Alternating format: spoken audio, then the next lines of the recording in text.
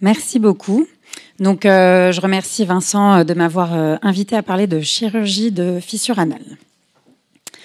Alors, pour cette présentation et puis de manière actuelle, là, on s'est vraiment basé sur des recommandations récentes qui ont été publiées en 2023, que ce soit par les Américains, les Italiens et les Anglais, qui sont vraiment riches en données et en conseils.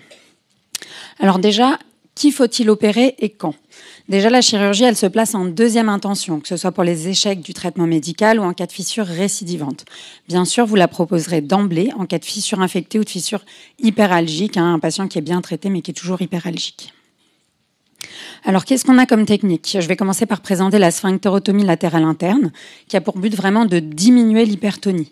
On va sectionner partiellement le sphincter interne, donc soit jusqu'à la ligne pectinée qu'on appelle conventionnelle, soit jusqu'à l'apex de la fissure qu'on va appeler tailored sphinctérotomie, qui va être plus conservatrice. On va le faire latéralement sur le rayon de 9 heures à 3 heures pour limiter le risque de déformation du canal anal en trou de serrure. Et elle va être ouverte, on va sectionner un peu la muqueuse ou fermée. Les avantages, c'est que c'est des suites opératoires simples, pas de soins. Les inconvénients, c'est qu'il y a un risque d'incontinence anale. Et la question pratique, c'est que c'est un geste qui n'est pas standardisé. Comment la faire ? Ensuite, la fissurectomie. Elle peut être avec ou sans anoplastie. L'objectif, c'est de régénérer un tissu de meilleure qualité et d'enlever les berges fibreuses qui cicatrisent pas.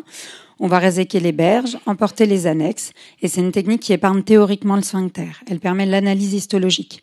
On va la proposer avec ou sans anoplastie, muqueuse, enfin un petit lambeau muqueux qu'on abaisse sur la plaie, ou cutané, c'est ce qu'ils appellent un flap et qui est principalement fait notamment par les Américains.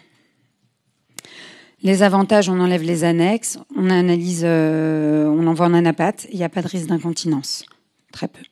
Les inconvénients, c'est les contraintes post-opératoires, il y a des soins à faire, la cicatrisation est un peu longue et il faut avoir un arrêt de travail. Et en pratique, faut-il ou pas faire une anoplastie muqueuse ou cutanée ? Alors, quel traitement choisir ? Vous verrez que c'est pas tout blanc, tout noir. Moi, j'ai une petite tendance pour la fissurectomie que je vous montrerai. Alors déjà, la sphinctérotomie latérale interne, ça marche, c'est vrai. Dans cette étude, on voit que c'est équivalent à la nifedipine, qui reste nettement moins invasif, mais voilà, il y a quand même moins de récidives de manière significative. Cette étude a quand même évalué une incontinence anale à 12%. Elle date un peu, cette étude 2006. Par rapport à la toxine botulique, qui a une place un peu discutée, qui va souvent être un peu entre traitement médical par nifedipine et la chirurgie, on montre que effectivement la sphinctérotomie latérale interne, elle est plus efficace. Il y a moins de récidives. On est pareil au niveau des complications. Toutefois, il y a plus d'incontinence anale. Alors, une fois qu'on a dit ça, comment est-ce qu'on l'a fait, la SLI ? Les Américains, ils sont assez formels. Les techniques ouvertes ou fermées, certes, sont équivalentes, mais la sphinctérotomie fermée est moins douloureuse, donc à privilégier.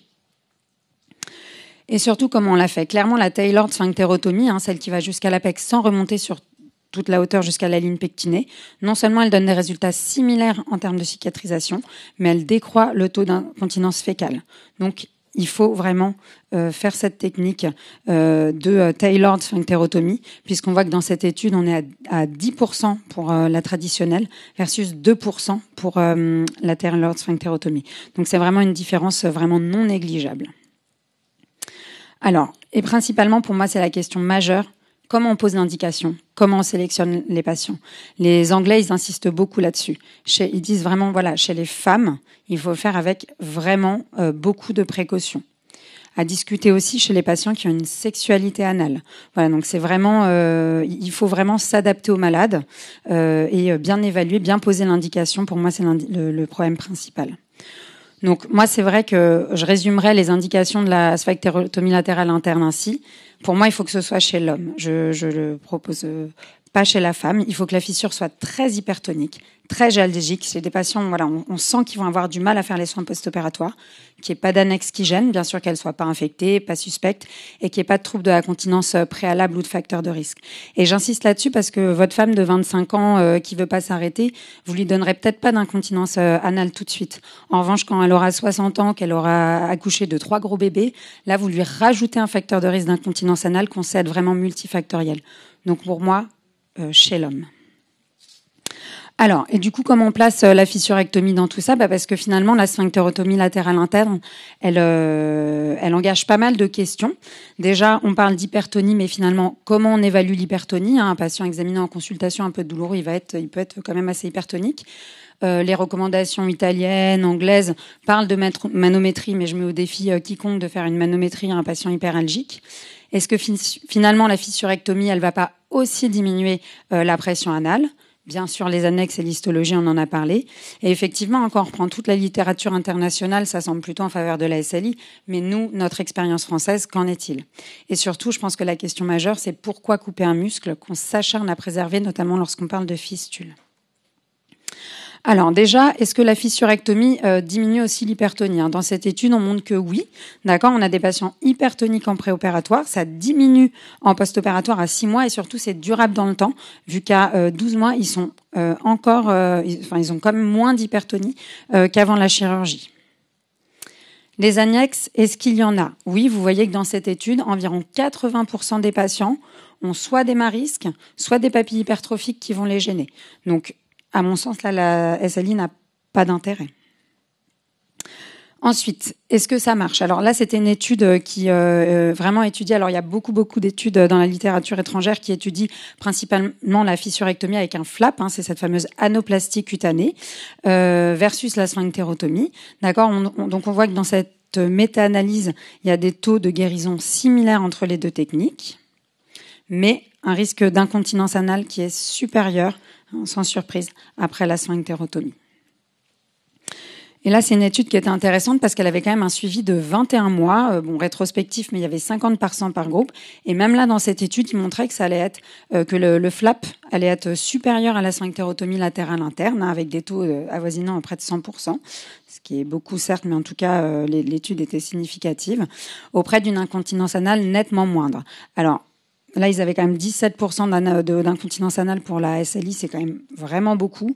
Néanmoins, on a toujours cette tendance dans tous les papiers. Alors, du coup, les Américains, qu'est-ce qu'ils en concluent? Ils en concluent que le lambeau cutané est une alternative sûre, avec un reste faible d'incontinence anale et des taux de cicatrisation comparables. Alors nous, c'est vrai qu'en France, vous allez me dire, oui, mais on ne fait pas beaucoup de flaps. Certes, mais qu'en est-il de notre expérience française? Là, c'est une étude assez récente de 2018 de Jean-David Zetoun qui a repris 50 patients opérés de fissurectomie, 94% de cicatrisation, 10 semaines de délai moyen et un taux d'incontinence inchangé entre le pré et le post-opératoire. Ça, c'est une étude du service qui avait pour objectif de montrer, de déterminer s'il y avait un bénéfice ou pas à l'anoplastie muqueuse. Quand on reprend les données qui nous intéressent, on voit qu'il y a des taux pareils de cicatrisation d'environ 2 mois, des délais d'environ 2 mois, 93% de cicatrisation et pas de cas de différence d'incontinence anale entre les deux groupes. Et j'en profite pour dire qu'on avait montré dans cette étude qu'on ne retrouvait pas de bénéfice à l'anoplastie muqueuse. Alors ça, c'est une étude de Laurent Abramovic qui est intéressante parce qu'elle a un tout petit peu plus modéré. En fait, tous les patients, pareil, avaient cicatrisé à peu près 2 mois, pas de récidive, vraiment des bons taux. Ils retrouvaient quand même, en prenant le Wexner et le Weisey, qui sont 2 scores d'incontinence anale, ils retrouvaient quand même une petite différence d'incontinence anale après la chirurgie. Cette différence a été plus significative sur le Wexner à 1 an, qui est celui qu'on utilise plus. Il restait une toute petite différence du Weisey, mais qui était vraiment minime. Donc voilà, je pense que le message de cette étude, c'est surtout que, en fait, tout patient qui a une incontinence anale préalable, qui a des facteurs de risque d'incontinence anale, toute chirurgie proctologique doit être mesurée et bien indiquée. Alors, ce qui est intéressant avec la fissurectomie, c'est qu'elle n'est pas seule. On peut l'associer avec d'autres traitements. Il y a beaucoup de littérature en ce moment, que ce soit une association avec la nifedipine ou avec la toxine botulique. On peut associer les techniques. Et là, il y a une étude spécialement sur le Botox, qui est vraiment intéressante, avec des taux de guérison de 80%, 6% de taux de récidive et 1% de taux d'incontinence anale, sachant que l'incontinence anale au Botox, elle est transitoire. Dans les 6 mois, elle est censée disparaître. Alors, je vous proposerai cet algorithme. Donc, on commence toujours par le traitement médical. En cas d'échec ou en cas de fissure hyperalgique, on se demande est-ce que la fissure est infectée? Oui, dans ce cas, ça se pose pas. C'est une fissurectomie avec une fistulotomie. Et si elle n'est pas infectée, on se pose d'abord la question, est-ce qu'il y a des facteurs de risque d'incontinence anale? S'il n'y en a pas, et j'insiste pour moi, si c'est un homme, pas chez les femmes, je ne la proposerai pas, on peut proposer la sphinctérotomie latérale interne. Si il y a des facteurs de risque d'incontinence anale, une femme ou tout ça, on va proposer, ou des annexes, enfin voilà, tout ce que je vous ai expliqué, on proposera la fissurectomie. Je pense que dans tous les cas, ce qui est très important, c'est d'informer le patient, de bien lui expliquer les techniques, les contraintes de l'une, les risques de l'autre, enfin des deux. Et voilà, c'est toujours une discussion avec le patient. Je vous remercie.